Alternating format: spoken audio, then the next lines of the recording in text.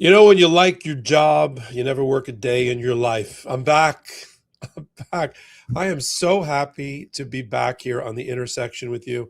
Happy to be in my home office, doing this with you. As most people know, I was traveling with my family for a lot for a lot of the summer, although it was a working holiday. You know what kept me going besides the love and devotion of my family? You guys, with your bare hands helping us build these pro-democracy channels and independent media and commentary. And so every time I stole away precious moments from my family to do my job, let's be honest, I got a job to do, and this is no time to take a vacation. The rule of law doesn't take a holiday. Trump's not taking a holiday from his craziness and rogue, lawless, unconstitutional, abuse of power behavior. So how can we? We just can't. So I appreciate all the comments and the warm gestures while I was traveling and keeping our videos and content coming to you. We grew our channel, Legal AF, while I was away. That's a testament to you and your devotion. We increased by millions our views and viewership. And again, that is just, I'm just overwhelmed with your generosity. And I'm so glad we're here together live. You know what live means? That means you can ask questions in the comments tonight, and I'll try to answer them. You're on the intersection. I'm Michael Popok. Let's get to it. So much to talk. Let me give you the topics that we're going to cover today so you can, a little bit of a programming guide, what we call in the biz, the run of the show, as they say. I'm going to kick it off with Trump's relationship, without quotation marks, with Natalie Harp, which is back in the news, properly questioned by the media and by Senator Ossoff, who's probably going to throw his hat into the ring for the 2028 presidential election. Who is Natalie Harp? Why does Donald Trump have a relationship that we even need to have to talk about with a 35-year-old staffer? Why does she leave him love notes and I can't live without you and you're the air that I breathe? I mean, the last one is my artist rendering, but I think Maggie Haberman in her book, where is her book? I have it here. Maggie Haberman in her book, Regime Change, has it right. She is not only the human printer, she's the human binkie for Donald Trump. He needs a binkie because Melania has abandoned him. We haven't seen Melania since July 17th. She's made, get this, 36 appearances in about 37 weeks of this administration, or in 2026, sorry. That's it. So he needs a substitute. He needs an office wife. It used to be Alina Habba. Remember Alina Habba? His lawyer, until she got fired because she was incompetent, effectively. So incompetent that even Donald Trump had to fire her. That's pretty bad. When Donald Trump recognizes, because he has so many incompetent people purposely arrayed around him, you got to be pretty effing incompetent in order to get fired. And he used to like to, she was the arm candy. I hate to use that phrase, but it's what it was. The MMA fights, and I got to go to the movies, and there's a sporting event. And it was Alina Habba. Then she got fired, so he needed another Alina Habba. So we're going to talk about that relationship and how Donald Trump has tried unsuccessfully to turn the tables on CNN and its reporter, Kristen Holmes. Just fill in the blank. It's always a female reporter. It's always misogynistic in his attacks. It's always degrading. What else to expect from somebody that has been ruled in a court of law to be a sex abuser? Of course, you're going to go after Kristen Holmes for asking a newsworthy question. And then they go after her because she had the temerity to ask about the relationship with Natalie Harp. Why don't they go after Natalie Harp? She's the one that allegedly posted the Obamas as gorillas. I don't think Kristen Holmes has to worry about how she's going to answer to her grandchildren, which is what they've suggested. I think Natalie Harp's going to have a lot of explaining to do to history. We'll talk about all of that. ABC and Disney finally found their spine. I guess it's right next to their pocketbook and their checkbook. They finally found something that would motivate them to sue the Trump administration. The threat to take away their 8 broadcasting licenses, television station licenses. See, ABC is a broadcaster, but also owns TV stations. Most of the TV stations are owned by independent companies. Broadcaster does the programming, the content, and those TV stations, send it into your home. But the major networks, all who were formed many, many years ago, almost a century ago, they also owned historically their own TV stations. And so they need the FCC's approval. And so they've been threatened, ABC and others, to have those licenses taken away. And there's a new First Amendment lawsuit. Finally, ABC and Disney are going to sue first. We'll talk about that. And then, speaking of media companies who have balls, the BBC. And its Panorama documentary series that was unavailable in the United States. I got some comments about my critique of Donald Trump suing the BBC. I was very appreciative and complimentary of the BBC. And some people thought that I was attacking Panorama. I'm not attacking Panorama. I was making a jurisdictional point about the fact that you can't get Panorama's documentary series in the United States, neither on BritBox nor BBC America nor any other way. And if that's true, why is this case in Florida? Jurisdictionally, that was sort of my point. And we're going to, they came out swinging again. Last week, I reported about the financial documents that Donald Trump's going to ultimately have to provide to the BBC in order for them to defend a quote unquote $10 billion defamation case. Be careful what you asked for in your pleading, in your complaint, because you might have to open the door to all of your discovery if you do it. And no, Donald Trump reframing his complaint to just make it about his reputation doesn't mean we're going to close the door on all of his financial documents. But now they're going after, through the Secret Service, Jared, Ivanka, and Don Jr. Come on down. You're the next contestants on Who Wants to Be an Insurrectionist. Because don't you remember? I know I do. We covered it on Legal AF and Midas Touch. Jared, Ivanka, and Don Jr. testifying to the Jan 6 committee. Remember all those video clips? And we found out amazing things like Jared Kushner tried to get Donald Trump to call off the dogs and to stop the insurrection in its tracks and make his supporters go home.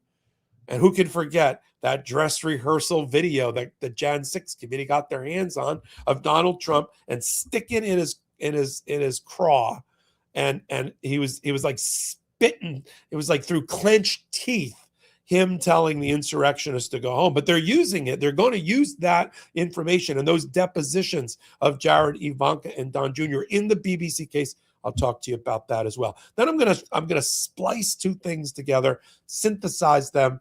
The Ballroom and the Kennedy Center back in the news, and not looking good for Donald Trump. Talk about the Ballroom and the Kennedy Center. Then I'll round out with another thing that I'll splice together that go together. The Epstein files and Katie Fang's lawsuit and some new developments there.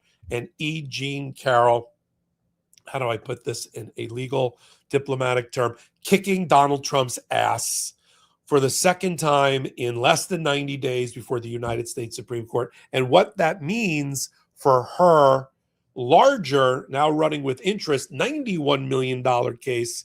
And I'll give you some updates about that here on The Intersection. Now, I've given you some time to add some questions. At moments, I'm going to ask my team to throw them up on my screen that I can see so that I can answer them while we're here. We got some already. Should we lead off with a couple of questions? All right, I'm game. Let's do it. You can tell I'm like tan, ready, and sort of rested from my time away. Popok, this is Paul Gustafson. Do you think the Dems made a mistake by not asking Blanche about how badly the DOJ has handled grand juries this past year and a half, especially now with the reflecting pool? Yeah, I mean, look, I've had those senators on. They had 10 minutes apiece. There's 10 of them. They had 100 minutes to ask questions, and they're not great at coordinating. I mean, what I would have done is I would have gotten them together. I would have broken up the questions so there were no repeats, handed them out. Okay, Cory Booker, you do these 5. Okay, Blumenthal, you do these 5. Okay, White House, you do these 5. Klobuchar, you do these 5. And do that. But they didn't do that. So there was a lot of repetitiveness and things got missed. And I think that case, although Sheldon Whitehouse did a great job in presenting the case against Todd Blanche, no, there were certain individual items that did not get drilled down. And we see it with mainstream media. I mean, it was a riveting cross-examination by Kristen Welker. I thought she did a masterful job. but she didn't ask some questions and some follow-ups that she should have against Todd Blanche, questions about the Epstein files particularly. But she did get him on the Jan 6 fund, Jan 6, the pardons for the Jan 6, the independence of the Department of Justice, and I'll talk about that as well. Popok, this is Dean or Dina Stahl, in speaking with the Democratic state attorneys general, do they have a plan if Speaker Johnson or Vice President Vance tried to deny the swearing in of the next Congress? Yeah. I don't know if it'll be them, but it'll be the candidates who win. The candidates who win will file lawsuits supported by the Democratic Party and other law firms, and maybe the attorneys general, but really the candidates will bring suits to get themselves sworn in. I'm not sure it's an attorney general thing. They're busy on voting. They're busy on maps, but really voting now and protecting the right to vote. I mean, the American Civil Liberties Union, which is one of our collaborators on Legal AF, a YouTube channel, when I interviewed one of their leaders, she told me that they have 25 doomsday scenarios on a tabletop exercise about in other words, they have outthought Donald Trump about the worst that he could do around voting. Early voting, mail-in voting, day of voting, hours, counting, postal service. They got it all. And they have their lawsuits already drafted. I assure you, 80% drafted. It would take them 2 hours to polish them up and file them. This is going to go fast and furious. That's why you got to be with Midas Touch. You got to be with Legal AF. Because we're going to be, your head's going to be spinning, and we're going to try to screw it back on with all of the cases that are going to be filed. I mean, when Harmeet Dillon, the beleaguered head of the Department of Justice Civil Rights Division, announces in the last 24 hours that there's going to be 1,000 attorneys. I don't know where they're going to get 1,000 Department of Justice attorneys from. That place is hollowed out. But they're going to find 1,000 monitors to go and, sit inside polling places. I got news for her because she sounds like she's new to this voting game. I've been an election attorney or election monitor for like the last 20, like almost 30 years. Okay. Democrats train up lawyers and other monitors to go into every precinct that we think there's going to be a problem in every state that's a battleground state. We've been doing that for decades, right? I sat in one during Obama in Miami in an all-black precinct because we were worried they were going to try to steal votes. And by the time the Republican monitors showed up with their khaki pants and their LL Bean button-down shirts, I had already been there for 6 or 7 hours. I had already bought the donuts and the coffee for the election staff and the election supervisor. When they saw me standing there, I mean, within a minute, they turned on their heels and ran. So I'm not worried, and you shouldn't be either, by these threats of 1,000 people lording over you while first of all, they're not allowed to do that. They're not allowed to get near the people who are voting. They can try to intimidate and harass the staff, but for every one of them, there'll be one of not them standing right there with them. They're not going to be there alone. Lawyers for the Democrats are going to be there at the very same time in the very same polling places, whether it's Democracy Docket, Mark Elias's team, the Democratic lawyers. I mean, I just got a great new hat from the American Civil Liberties Union as a little bit of swag for sponsoring or moderating their Supreme Court roundup. Can you guys see this? We'll have to reverse it. It says, "See you in court." Okay, that's the ACLU motto. We'll see you in court. Same thing with these guys. Same things. So I'll come back. Keep asking questions. I see troops at polling sites. That's a good one too. We'll talk about that. Let me launch into the show. Yeah. Talk about Trump and Natalie Harp. And the question of whether John Ossoff during his speech, which I'm going to show you, crossed any type of line in this environment or era. That's a rhetorical question. In questioning why we have to, let me do the split screen. Start with Melania, missing in action, derelict in her duties. Most people think that's a good thing, but I'm just pointing out the obvious. She didn't go to Lindsey Graham's funeral. She didn't travel with him to China or overseas during the last trip. She doesn't go with him to Bedminster. She just sits and shops and does whatever she does in Manhattan. And instead, Natalie Harp is with him at Bedminster Golf Course this past weekend. She's on Marine One with him. Hey, there she is. That's a picture on the right of her on Marine One laughing and giggling. That's not a laughing and giggling shot, but laughing and giggling with Donald Trump. She's with him. Get this. When I did the reporting about Trump shoving his corpulent body into a catering container, try that. That's a tongue twister. On the back of the Air Force One, while he left behind as human shields to be blown out of the sky by an Iranian missile, the Secretary of State, the Secretary of Treasury, and the rest of his staff, guess who he decided to save? Guess who was, I don't know if she was in the container with them. I don't mean to be rude, but somehow she didn't get on the plane. She got on the little Air Force jet with Pete Hegseth. So when Donald Trump decided who he wants to rebuild the world with after he destroys it, he decided it's going to be Pete Hegseth and Natalie Harp and him and a couple of other people. I mean, we're just stating the obvious. I'm not the one that said I can't live without you. I mean, technically, my show would be different without Donald Trump, but I can live without him. Trust me. That's Natalie Harp. I didn't leave him love notes, little notes on Post-it notes about, that were intimate in nature, according to the Secret Service and the reporting of Maggie Haberman and Jonathan Swan. She did. I'm not the one who likes to be referred to as the human printer that posts dozens, if not hundreds, of his social media posts in his name, forging his name. Forget the effing auto pen. She's the auto pen for Donald Trump on his social media. He's not writing that crap. She didn't get fired when she should have for posting Donald Trump as Jesus Christ with the stigmata coming out of his hands. Oh, no, I was a doctor. Really, a doctor who looks exactly like Jesus Christ in Renaissance paintings?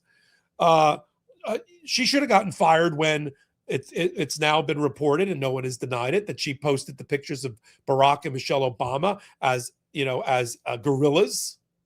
Okay, and so. Yes, it was appropriate for John Ossoff in making a speech about contrasting Donald Trump's failures to properly prosecute a war to say he's too busy doing other stuff. Let's start with John Ossoff, and then we'll turn to the attack on CNN. Play the clip. And there's something uniquely despicable about lying a nation into war. Treating citizens as fools and those who serve as pawns. Aboard the USS Abraham Lincoln, they've now been at sea for 240 plus days without a port call. It's a Navy record. And still they serve with excellence. And still they serve with excellence. God bless the sailors, Marines, aviators, and all aboard the United States ship Abraham Lincoln.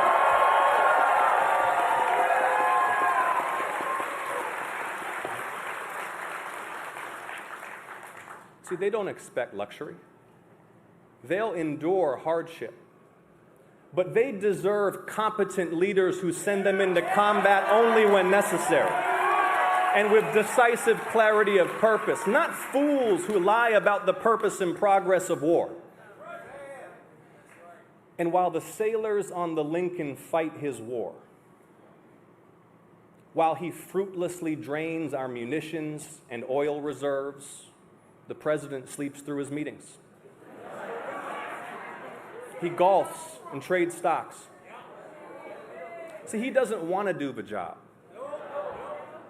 He wants to build his ballroom and travel with Natalie on their apparently defenseless flying palace gifted by the Emir of Qatar.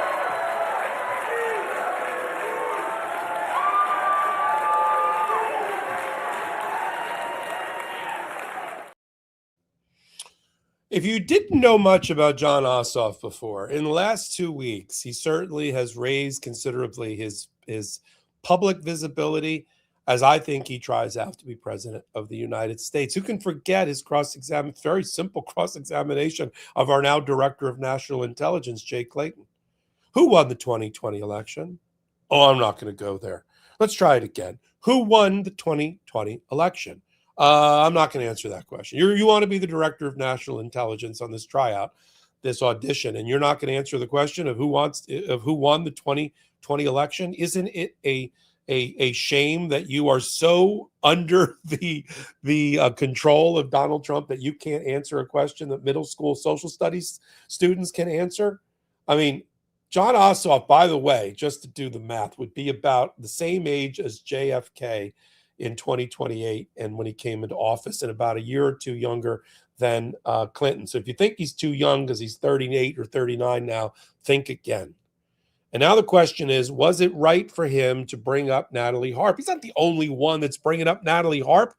Maggie Haberman wrote a whole chapter about her, the human printer who prints out favorable press from right-wing media so she can pander to Donald Trump and pump up his ego when he's losing his court cases, losing his criminal cases, being indicted left and right. And there she is, the human printer, sitting in courtrooms, right? Sitting on Marine One, sitting on Air Force One, being effectively the de facto office first lady or office wife. You know, oh, you're attacking somebody who's just an innocent stuffer, you Democrats, says Stephen Chung, one of the most disgusting communications directors we've ever had in terms of things that have come out of his mouth or off of his fingertips. And so they decided to channel it all. And once again, CNN, no, not Caitlin Collins this time, as Donald Trump accused her a couple of weeks ago of being transgender. Oh, yes. The president of the United States. They actually said that the question that Kristen Holmes is about to ask in this clip, Donald Trump, was beneath the presidency. Let's stop there for a minute, folks. Put in notes, right? Beneath a presidency, an office of the presidency that Donald Trump has dropped his trousers and shit all over from the day he took office first time and the second time. How low do you need to go beneath the presidency established by Donald Trump? And they have the brass ones, to go after Kristen Holmes and tell her to shush, hush, shush. You're disgusting. You're fake news. I'm sure Piggy was on his mind at some point. He loves telling he loves body shaming. He's a body shamer. And of course, when you're the only president in history to ever been determined by a court of law to be a sex abuser, supported by the testimony of multiple women who proved to the jury that he's a sex abuser, of course you're going to continue to abuse Kristen Holmes and try to use it as a talking point about CNN. Play the clip of Donald Trump with CNN and Kristen Holmes.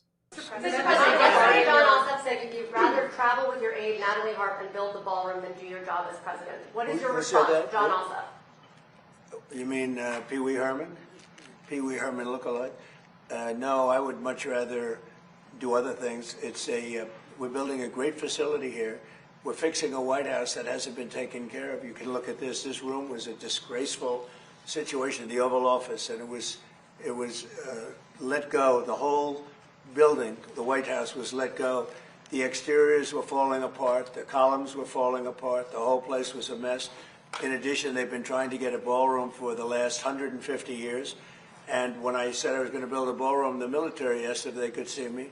And they say, sir, we have an opportunity to go down deep into the ground and build a military facility to go to the White House and to go with all of Washington, D.C., which would be so valuable.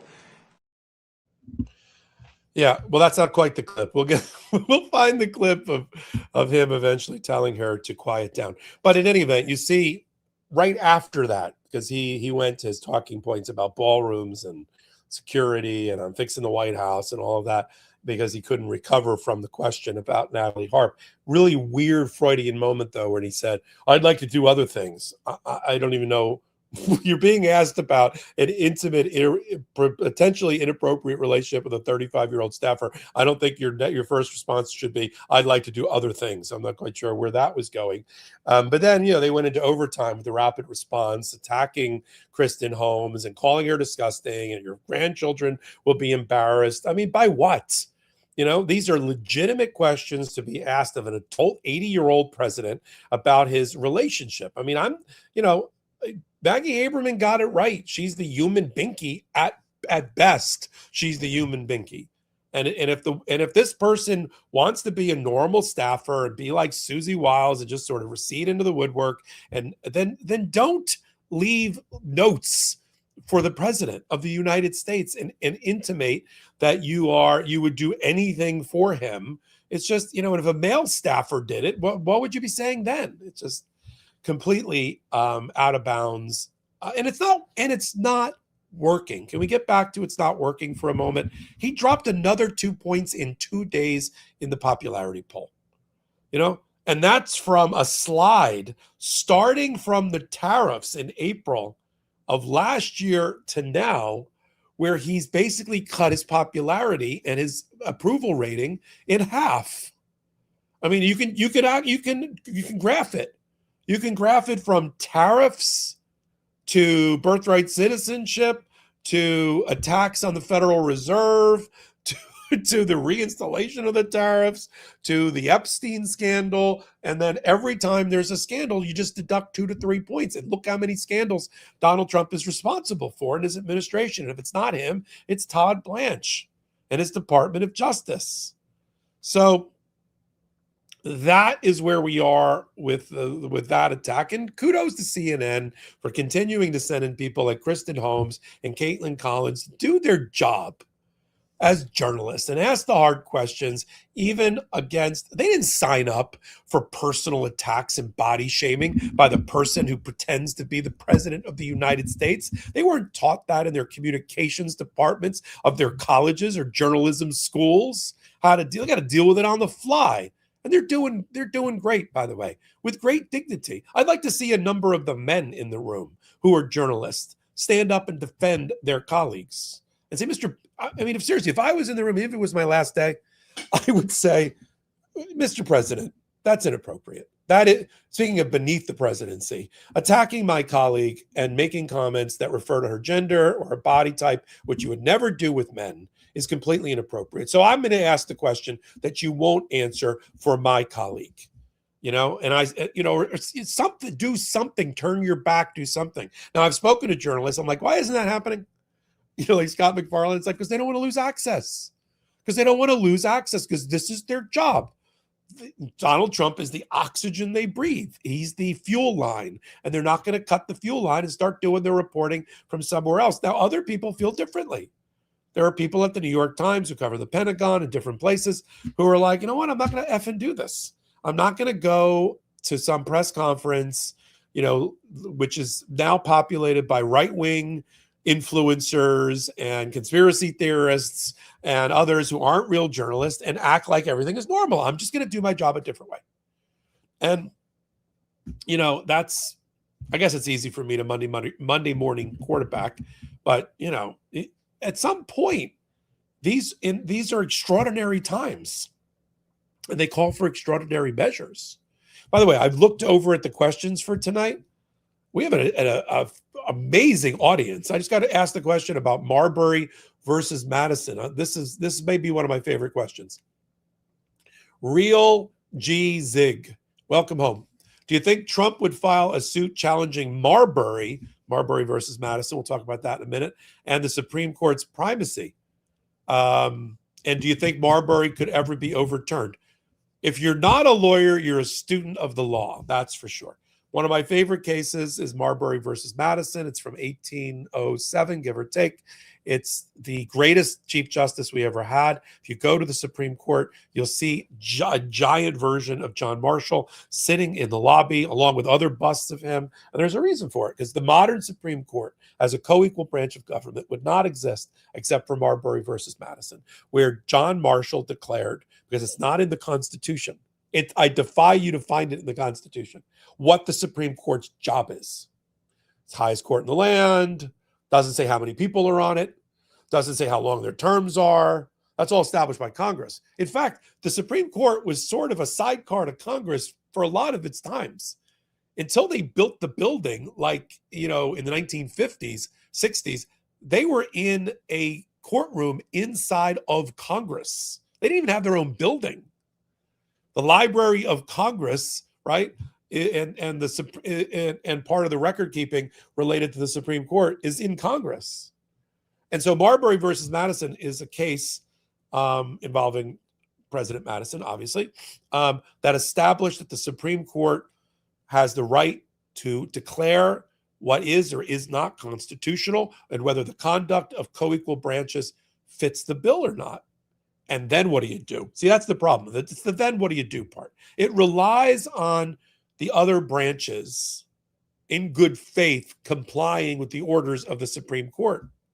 But if you're Donald Trump or like Andrew Jackson, it's like, make me, right? With what army are you going to make me do that? And there's been battles between presidents, especially, and the United States Supreme Court. But the question is, can you destroy the co-equal branch of government by the United States Supreme Court with a case challenging Marbury versus Madison? And the answer to that is not. The Supreme Court is not going to put itself out of business. The Supreme Court is not going to go, you're right.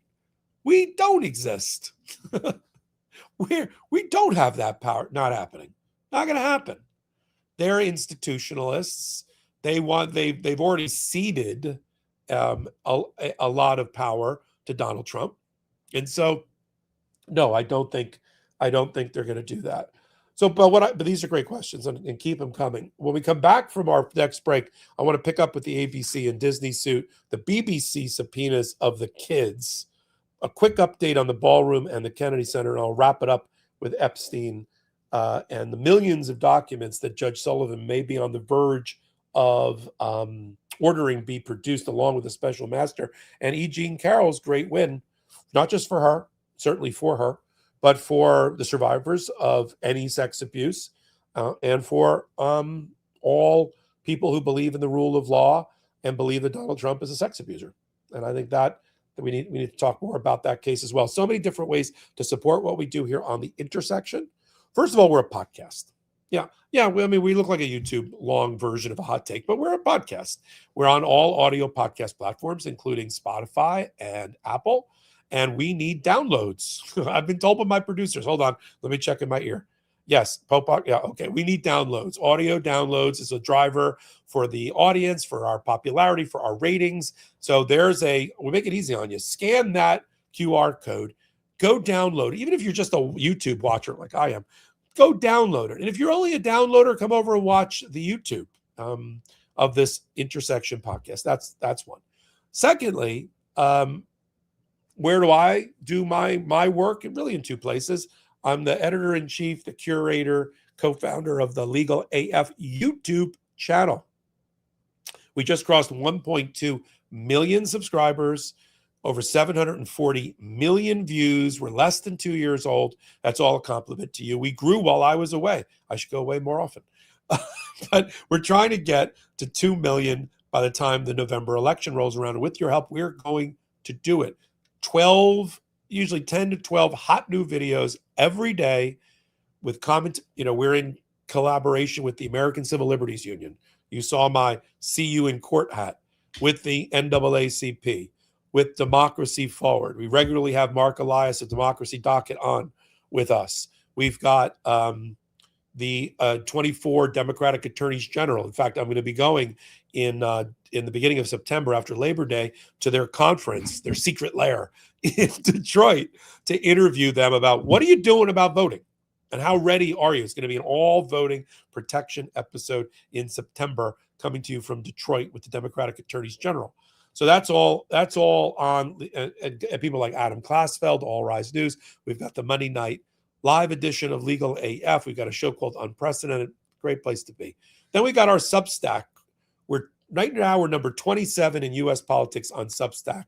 Love to get into the top 10. We can do it with your help. I'm running a paid subscriber promotion 30% off for life from now until the end of the weekend. Come over to Substack and help us grow that pro-democracy channel as well. That's 2.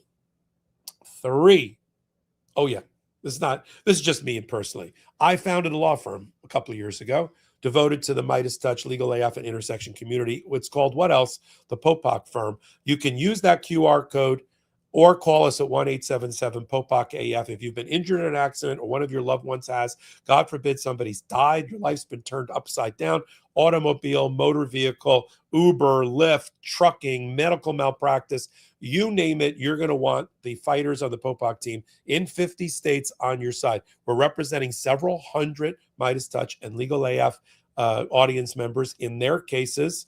And it's very simple. We evaluate the case. If you got a case, we tell you got a case. We want to be involved. You don't pay us unless you recover at the Popok firm. And then we got our pro-democracy sponsors that Jordy and I vet, one of the brothers, of course, and they are, new supporters. We're about a year old here on the intersection of our show here, and they want to address our audience.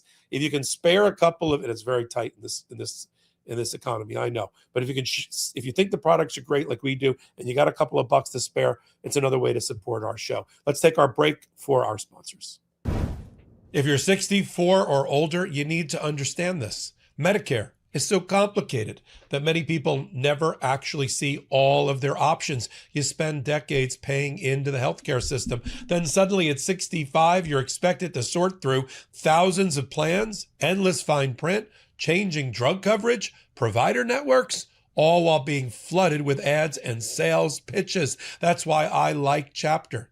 Chapter is the only Medicare advisor that compares every plan nationwide. My friends over at Midas, they've worked with them for years, and the feedback I got has been stellar. They walk through your doctors, prescriptions, and priorities to help you understand what coverage actually fits your life. And if your current plan is already the best fit, they'll tell you that too.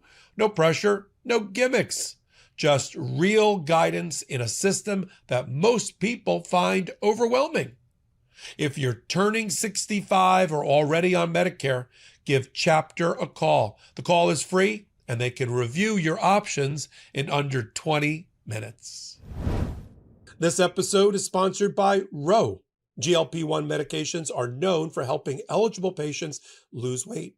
But a lot of people assume treatment is out of reach because of the cost. Ro helps eligible patients explore more affordable, FDA-approved GLP-1 options, whether they're using insurance or paying cash. And if insurance doesn't cover treatment, Ro has FDA-approved cash pay GLP-1 options, including pills and injections. If I needed this product, it's what I use. Go to ro.co/intersection to see if you qualify. That's ro.co/intersection to get started on Ro. For side effects of GLP-1 medications, including boxed warning, go to ro.co/safety. That's ro.co/safety. And we are back. Thank you for being on the intersection and supporting our sponsors. What an amazing group of sponsors here. And we thank each and every one of them. Let me turn to ABC. ABC, owned by the Disney, has been attacked mercilessly. Some people would say of their own making. Once they folded when George Stephanopoulos, when interviewing E.G. and Carroll, referred to Donald Trump as a rapist instead of as a sex abuser, and they paid to settle that case thinking Donald Trump will go away. Yeah, the bully, you pay the bully at the bus stop your lunch money. The bully doesn't go away. The bully keeps stealing your lunch money until you punch him in the throat. And ABC didn't learn that lesson. And then the Federal Communications Commission, run by a lackey of Donald Trump called Brendan Carr, who used to be a lawyer nobody ever heard of on the Federal Communications Commission, wrote a chapter in Project 2025 about how the FCC could be used by MAGA and Donald Trump to go after the liberal diversity, equity, and inclusion agenda. And of course, as soon as he got into office, that's exactly what he's done. Whenever Donald Trump goes after mainstream media or Midas Touch and Legal AF, he reposted on his official FCC social media account. Yeah, like that's a good idea. We should take away the broadcast licenses for ABC and NBC and other people. And see, that's what they regulate. And the only reason the people come back and have to comply with the FCC, which is normally this little dusty agency that nobody gives a shit about, is that he's weaponized it. And knowing that these media companies who want to do deals need to have regulatory approval for some of them, if they involve TV stations, for instance, and certain types of terrestrial radio stations, then what does Trump do? He says, aha, they need our approval for that transaction worth hundreds of millions of dollars of TV stations and radio stations being sold. Make them pay tribute, make them do something, stand in the way, right? And so that's what Carr's been doing. When Donald Trump doesn't like Jimmy Kimmel making some sort of comment or joke after Charlie Kirk's murder, or they don't like The View. I'm like, seriously, we're going after The View? We're going to put Whoopi in jail? Or they go after, anybody else on another channel, Seth Meyers or Stephen Colbert or whatever. Donald Trump's like, take their license away. Oh, they won't show my political screed masquerading as an Oval Office address. They're not going to report that as news. Take their license away, which, by the way, only proves the point that ABC is making in their new filing, which is, see, this is First Amendment retaliation. This complaint that they just filed, which is up on Legal AF Substack, is only one count. It's all you need. First Amendment violation, viewpoint discrimination, retaliation against ABC because Donald Trump and his minions don't like their point of view. They don't like the questions that people ask on ABC news shows about Epstein or whatever else pisses Donald Trump off. They don't like Jimmy Kimmel. They don't like this. They don't like that. Let me play you a clip that was referred to in the new lawsuit of Donald Trump taking time out of the speech that nobody watched in July, to taking time out to threaten directly to take away the license of ABC and other stations that didn't play the speech. Let's play it. In a rare move, NBC and ABC fake news have both said that they would not cover this speech. They knew what it was about because of the fact that they don't like the topic, because they know how corrupt our system is and they don't want to reveal it. They and others in the media are part of a plot. They want to continue this fraud for whatever reason. They want to keep it going. They want to protect the radical left. They can't have a great country, and that's true. You can't have a great country without free and fair elections. Fraud like this should mean a revocation of their licenses. They use our public multi-billion-dollar in value airways for absolutely no money. They pay nothing. All we want is honesty in our elections and honesty in reporting. They pay nothing for multi-billion-dollar assets. Great damage has been done to our country. Our elections were left vulnerable to being rigged and stolen. I'm trying to give the signal to my producer. Okay, we got the point. All right, so look, right on cue, Brendan Carr posts on social media. They're going to open up an investigation. These licenses are up for renewal for these 8 television stations that ABC owns, like some of them 5.5 years from now. Okay. He's opening it up now and starting a process where, right on cue, because Donald Trump told him to, conservative right-wing MAGA groups file papers with the FCC, because it's all a kangaroo court, to take away the licenses, listing out all of the things that they don't like about ABC. And ABC's like, you know what? F this. We're going to file our lawsuit in a federal court with a federal judge under the First Amendment. We're not going to wait around as the FCC starts a process to take away our licenses. And for Donald Trump, who the F is he?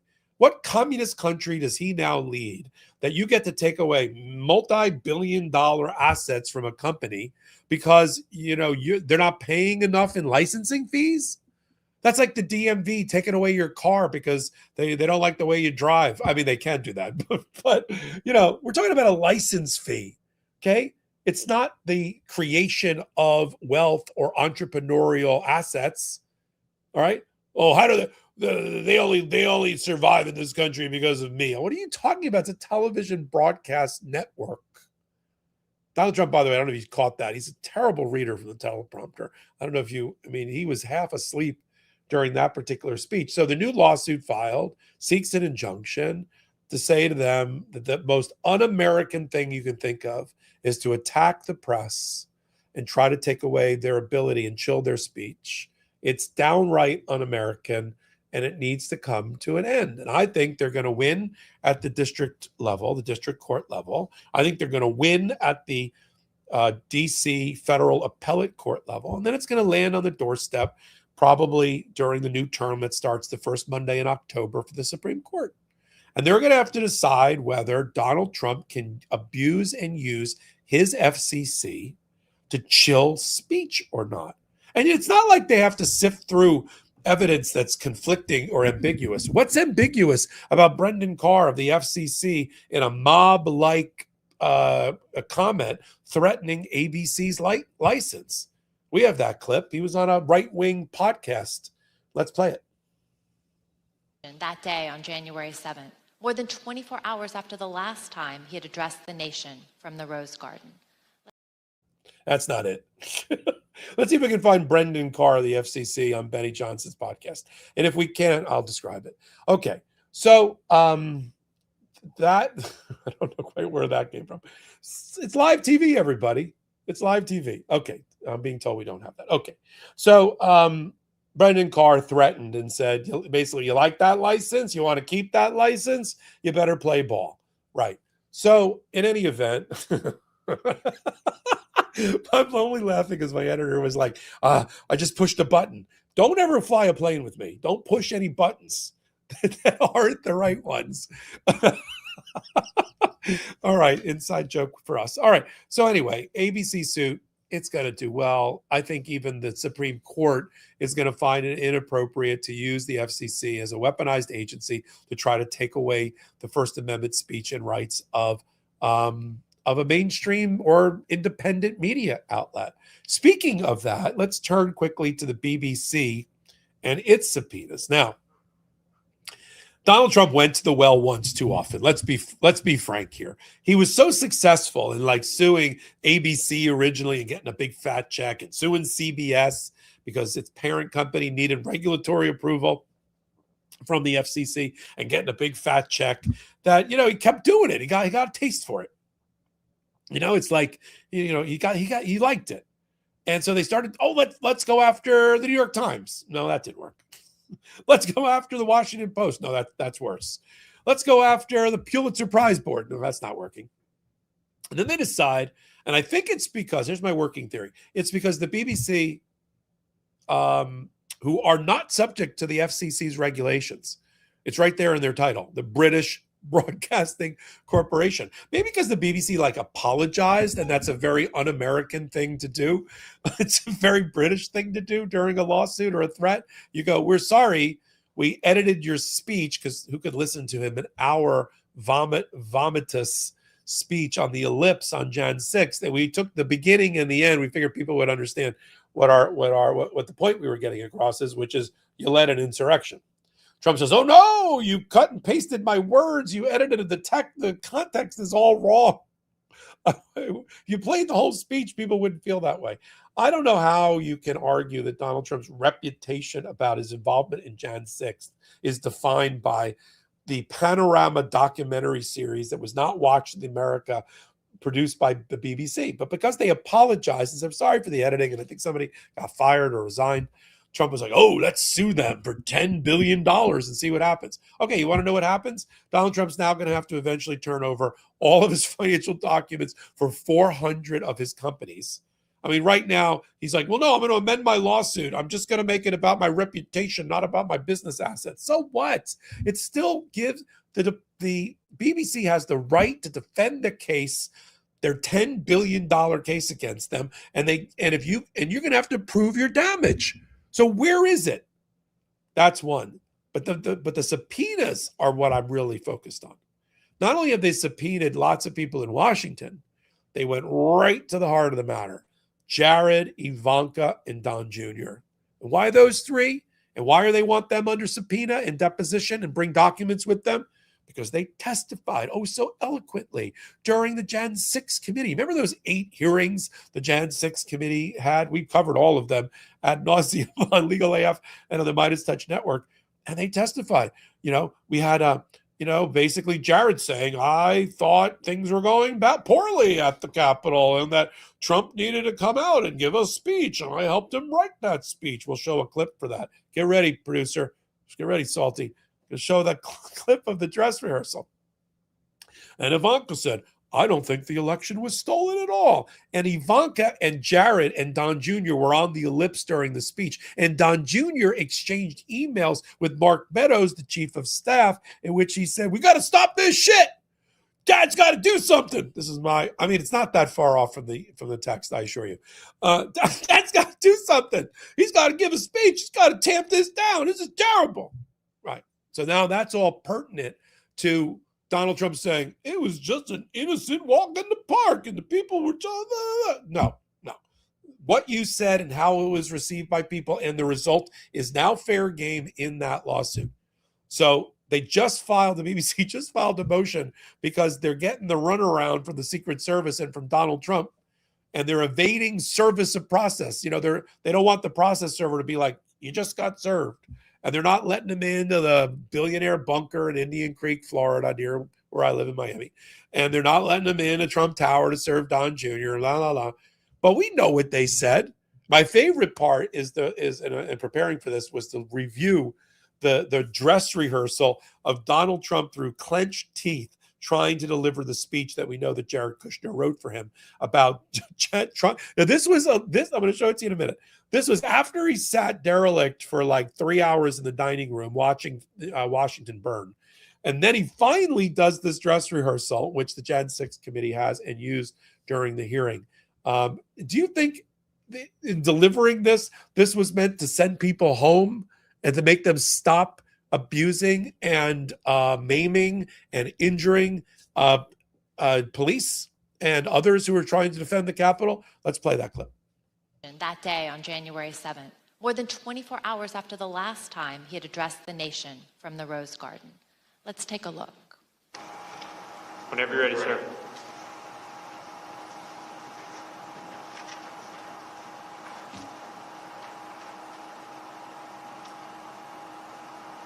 I would like to begin by addressing the heinous attack yesterday, and to those who broke the law, you will pay. You do not represent our movement. You do not represent our country. And if you broke the law, you can't say that. I already said you will pay. The demonstrators who infiltrated the Capitol have defied the seat of justice. It's defiled, right? See, I can't see it very well. Okay, I'll do this. I'm going to do this. Let's go. But this election is now over.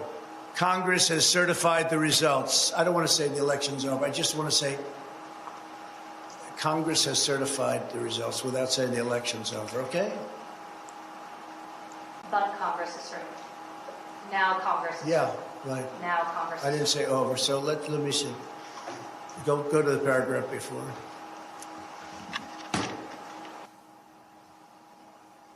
Okay? I would like to begin by addressing the heinous attack yesterday. Yesterday is a hard word for me.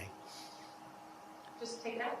The heinous attack. Good. Take the word yesterday, because it doesn't work with the heinous attack on our country. Say on our country.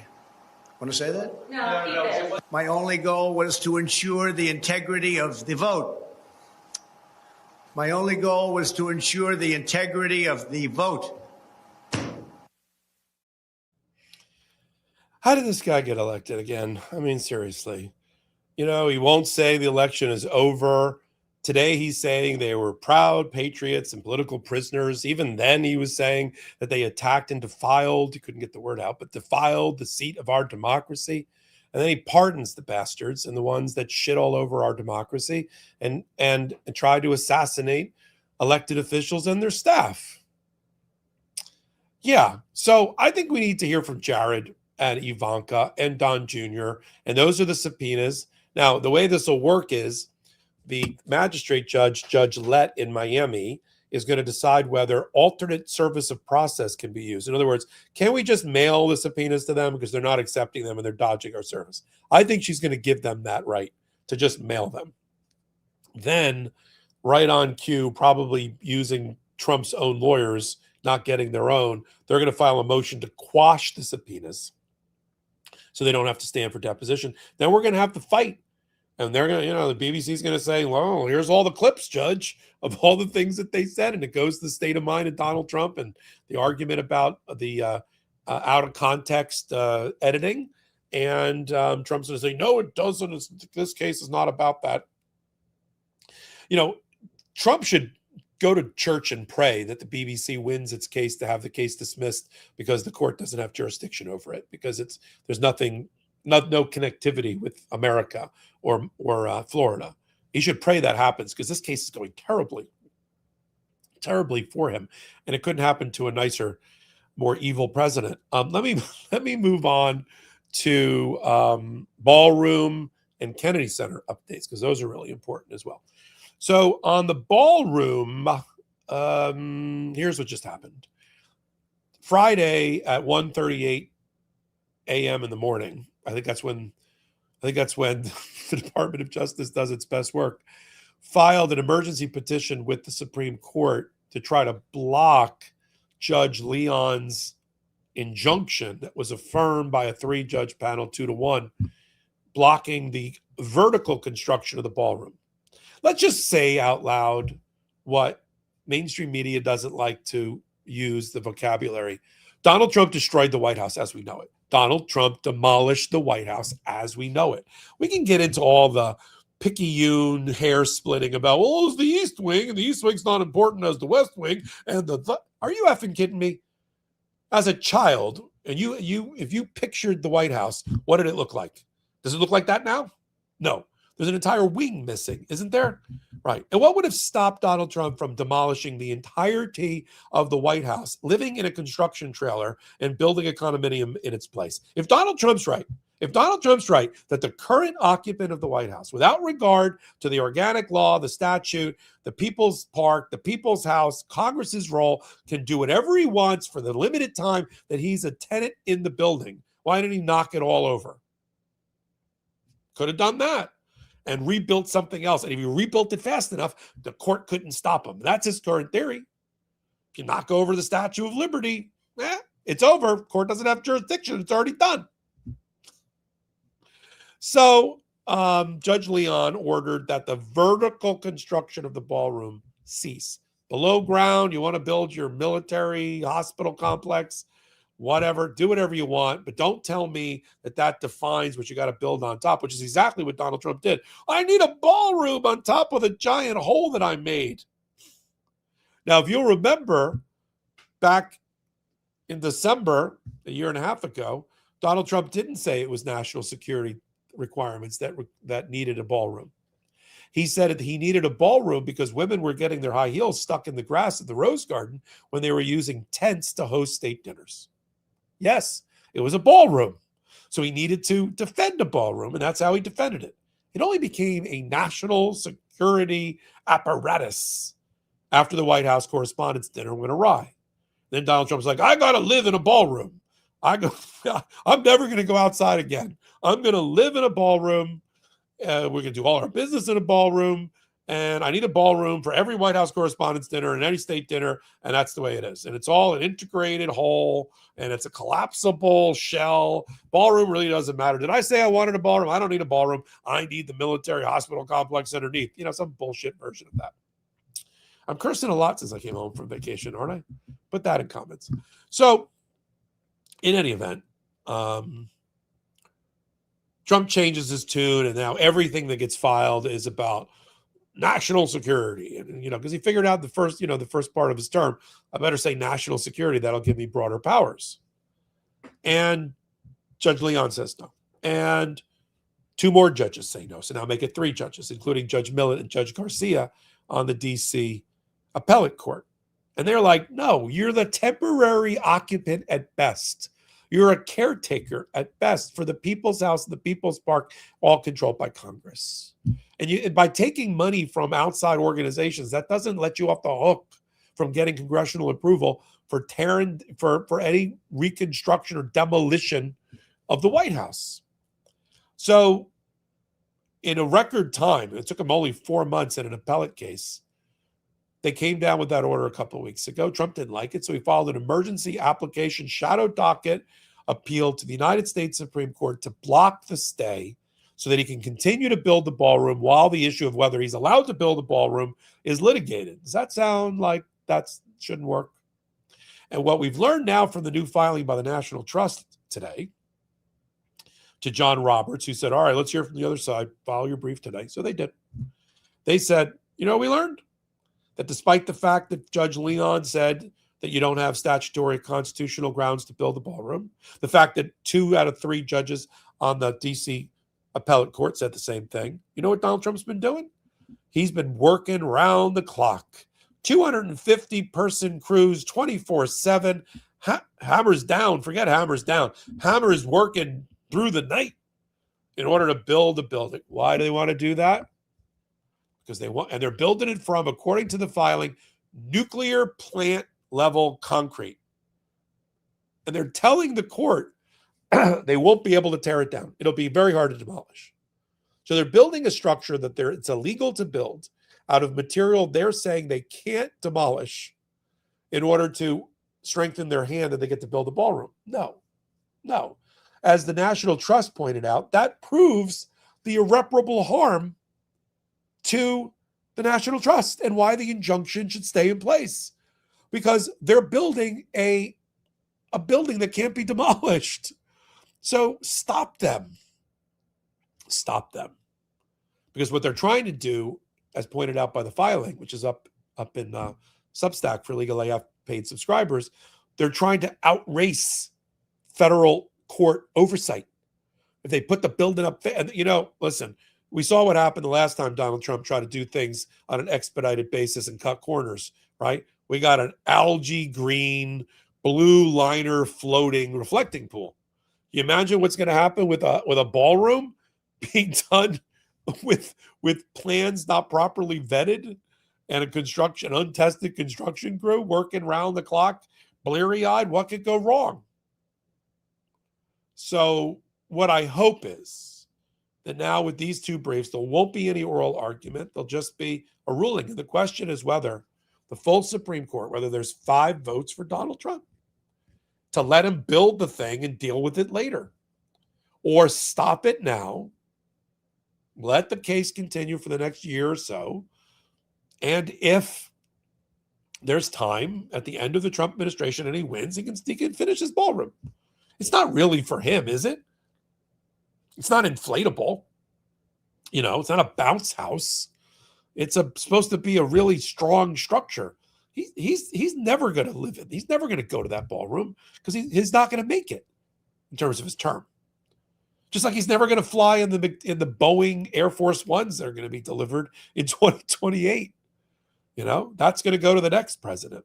So we'll continue to follow the ballroom. Kennedy Center is like worse for Trump.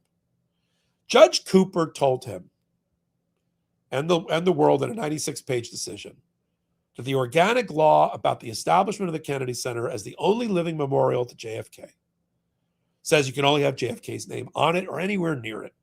And you can't have it memorialize anything else.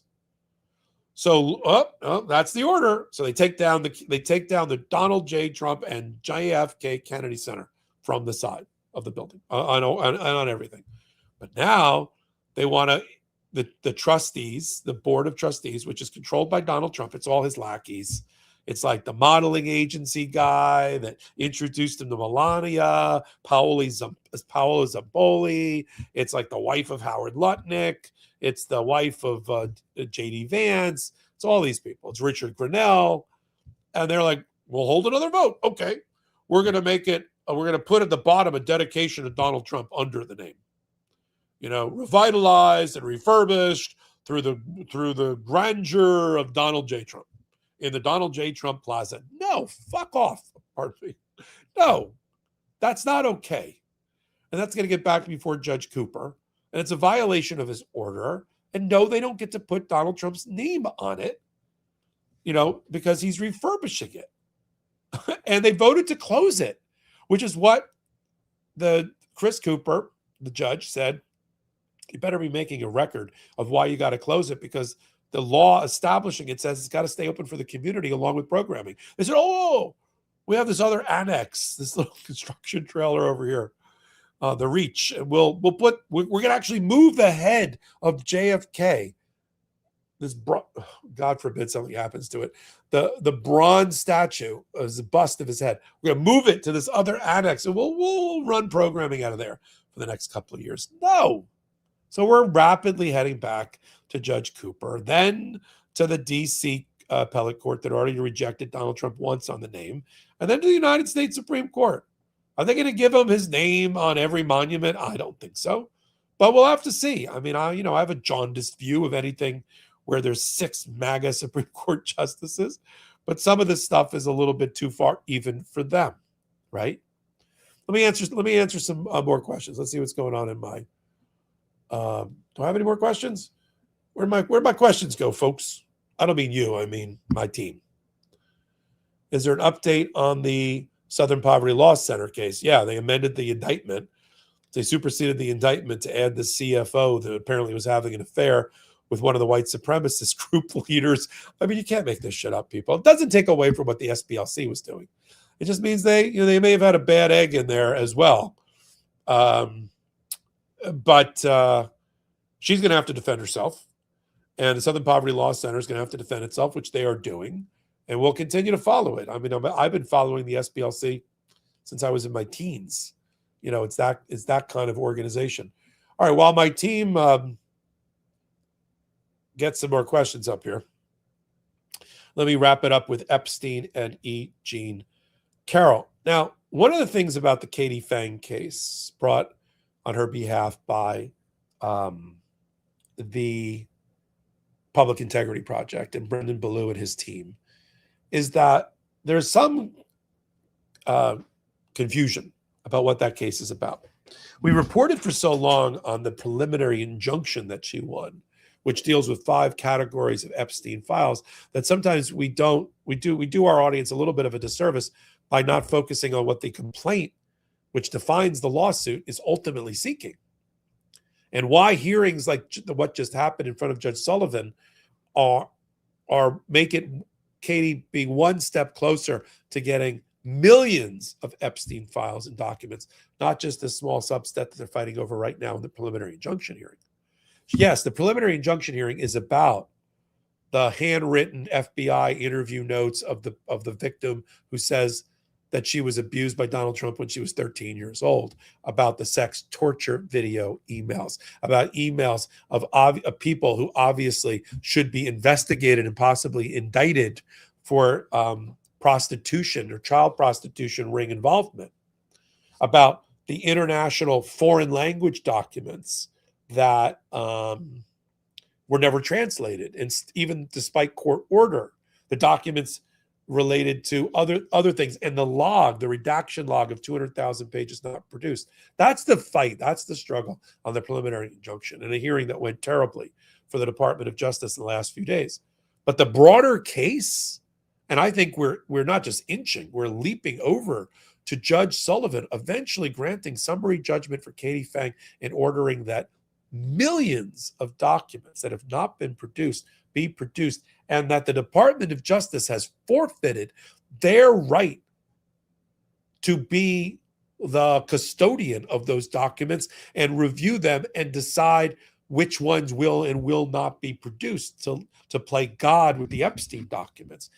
I believe the judge is very close to appointing a special master, which is a officer of the court, usually a former federal judge, well-respected, who, along with their team, takes over the task of reviewing the millions of documents not produced and making sure those documents that were produced are sufficient. I think that's where we're going. I just had the interview today, it's up on Legal AF YouTube channel, of Brendan Ballou about what he observed and reminding us about what is at stake here. Let's play the clip. This is actually just about a small set of the overall documents that are at issue here. So I agree. I think Judge Sullivan is teeing up some sort of ultimate order on this sort of initial set.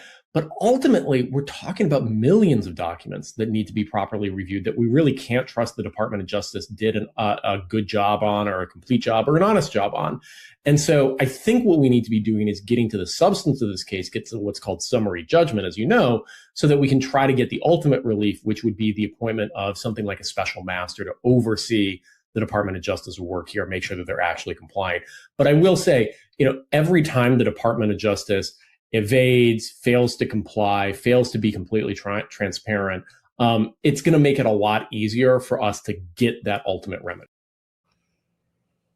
Yeah, and for the full interview, go over to Legal AF YouTube channel, and you will see my interview. Brendan's been on with us a number of times to update us. He'll come on with us again. We're waiting now for the judge to issue his rulings about the last hearing, a hearing that Brendan said was one of the most extraordinary things he attended, where Andrew Block, the lawyer for the Department of Justice, spent a considerable amount of time staring at his shoes and not answering the court's questions, with long pauses that were uncomfortable and silence for everybody in the room.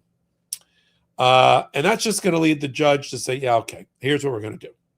Okay, I may find you in contempt, but at the very least, I'm going to do the following things about the Epstein files and provide that oversight.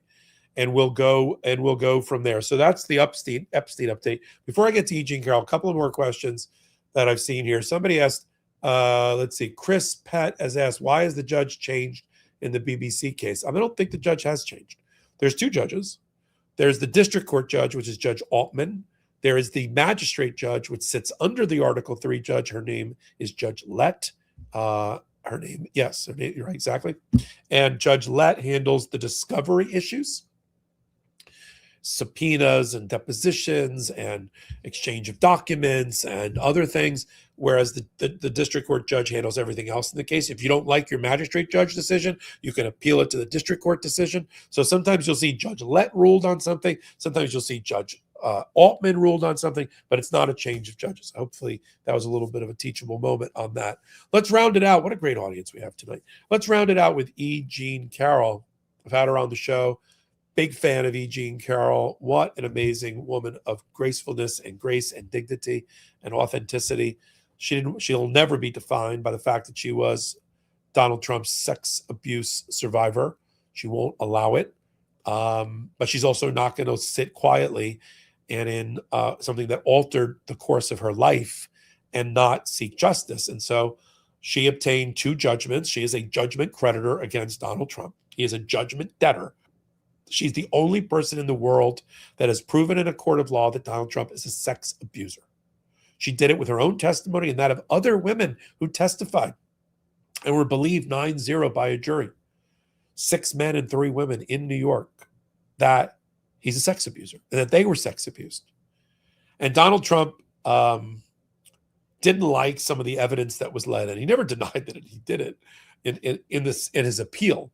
He just said, but Judge Kaplan shouldn't have let in all the other bad things I've done to women. Yeah, okay. There's an evidence rule, an evidence code rule that says, yeah, in a sex abuse case, sexual misconduct case, prior bad acts of the person can come in. It's an exception to the general rule that prior bad acts don't come in to prove somebody conformed with them in this particular lawsuit. So it's a loser case. E. Jean Carroll not only beat him at the Supreme Court on this issue to get her $5.5 million running with interest on her first judgment from the Supreme Court she won before the Supreme Court twice in 2.5 months, because the Supreme Court just ruled in the last day that they're going to deny the motion for reconsideration. And the balls, that's the wrong term, the brass ones on the Trump lawyers at Sullivan and Cromwell, yes, I see you, who filed a motion for rehearing when the court just ruled effectively 9-0 with no dissent, after rejecting and considering and rejecting the petition 13 times.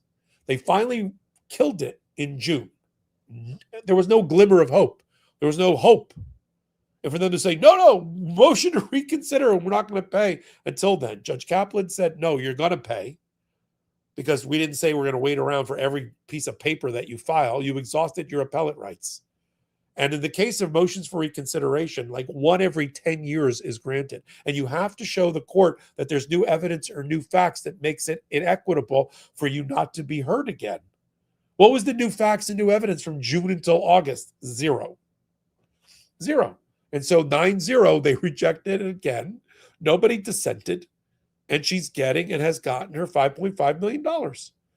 I also think this bodes well for her in her what is now running with interest almost $92 million judgment she got from the second jury, 9-0. She's 18-0 with jurors against Donald Trump about his defamation of her as president of the United States, which takes it out of immunity and out of any kind of immunity argument, because that's not your job.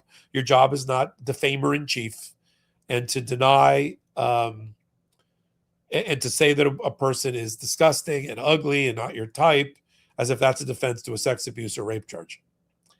And he filed, same law firm, Sullivan and Cromwell, filed their petition for writ of certiorari, which is the request for an appeal to the United States Supreme Court. And the way it works in our country is there may be 8,000 or 10,000 cases any given year in state and federal courts in civil and criminal matters.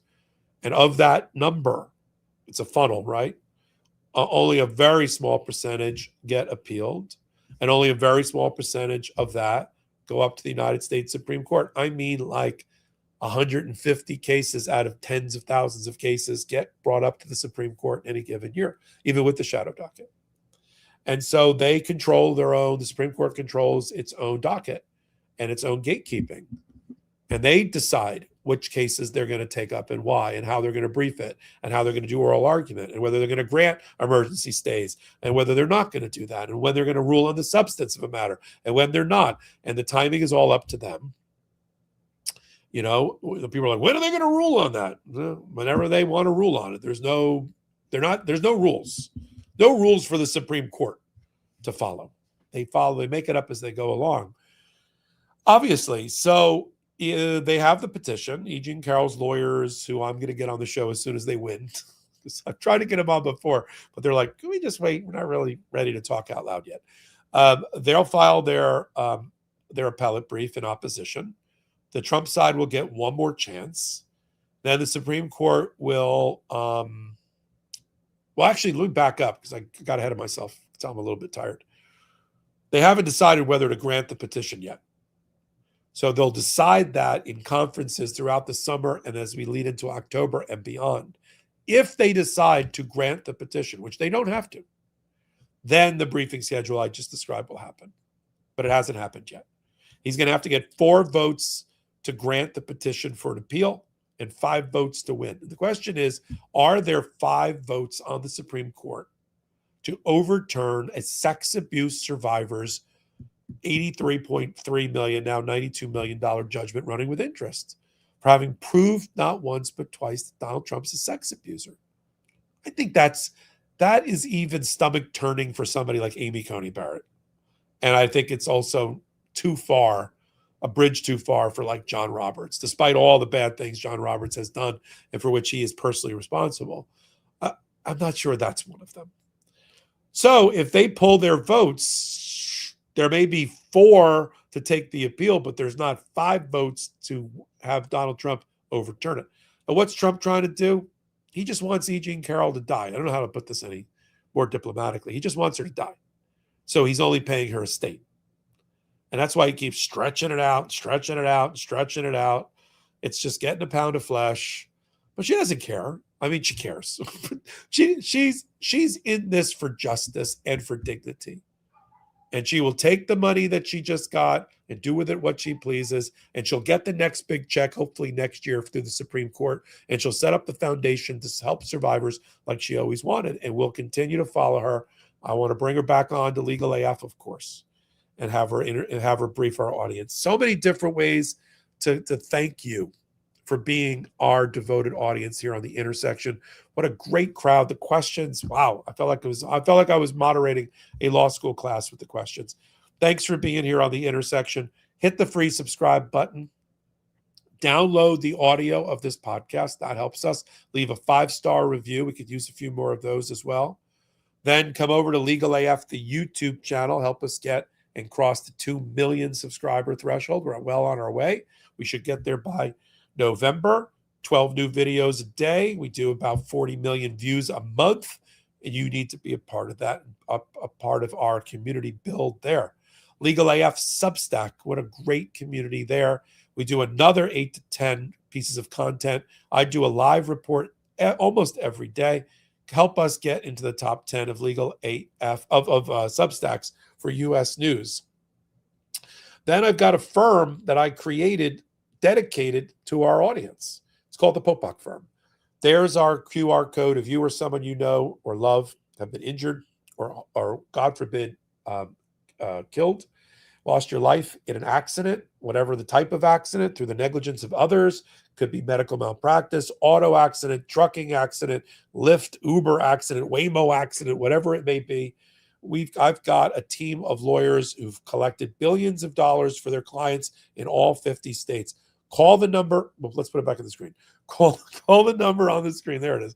1-877-POPOK-AF. Go to our website, brand new website, Same Tireless Fighters. Thanks for supporting the firm. We are here for you. That is for sure. And what else did I want to tell you? Tomorrow night, programming note, we've got the midweek edition of Legal AF Saturday with Ben Mycelis and me. And of course, the videos I do on both the Midas Touch Network and on Legal AF. I am so thrilled and honored to be back with you here on the intersection. And a quick shout out to the Legal AFers, the Midas Mighty and the Intersectionists. Can't get your fill of Legal AF? Me neither. That's why we formed the Legal AF Substack.